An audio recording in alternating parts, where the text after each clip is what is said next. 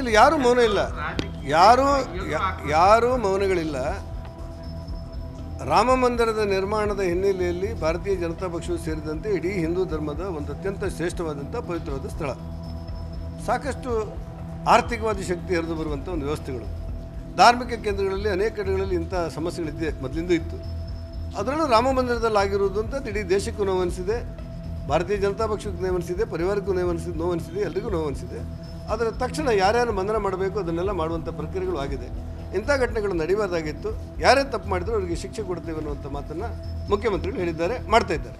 ಅಲ್ಲ, ನೀವು ಹುಟ್ಟುವ ಮುಂಚೆ RSS ಅಸ್ತಿತ್ವಕ್ಕೆ ಬಂದಿದೆ, ಅಂದರೆ 1 ಶತಮಾನದ ಹಿಂದೆ. ಅಲ್ಲಿಂದ ಇಲ್ಲಿವರೆಗೆ ಏನೂ ಆಗದಿರುವಂಥ ಕೇವಲ ಜನಪರವಾದಂಥ ರಾಷ್ಟ್ರಪ್ರೇಮಕ್ಕೆ ಪ್ರತೀಕವಾಗಿ ಕೆಲಸ ಮಾಡುವಂಥ ರಾಷ್ಟ್ರೀಯ ಸ್ವಯಂ ಸೇವಕ ಸಂಘವನ್ನು ಗೃಹ ಮಂತ್ರಿ ಮಲ್ಲಿಕಾರ್ಜುನ ಖರ್ಗೆ ಅವರ ಮಗ ಪ್ರಿಯಾಂಕಾ ಖರ್ಗೆ ಅವ್ರ ಕಾಲದಲ್ಲೇ ನೋಂದಣಿ ಮಾಡಬೇಕಂತ ಏನೋ ಶಾಸನ ಇದೆಯಾ?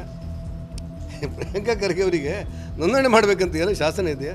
ಶತಮಾನದ ಇತಿಹಾಸ ಇರುವಂಥ ರಾಷ್ಟ್ರೀಯ ಸ್ವಯಂ ಸೇವಕ ಸಂಘ ನನಗಿಂತ, ತನ್ನ ಜಾತಿಗಿಂತ, ತನ್ನ ಧರ್ಮಕ್ಕಿಂತ ನನ್ನ ದೇಶ ಮೊದಲು ಅನ್ನುವಂಥ ರಾಷ್ಟ್ರಭಕ್ತನ ನಿರ್ಮಾಣ ಮಾಡುವಂಥ ಒಂದು ವ್ಯವಸ್ಥೆಯಡಿ ಬೆಳೆದಿರುವಂಥ ಸಂಘಟನೆ.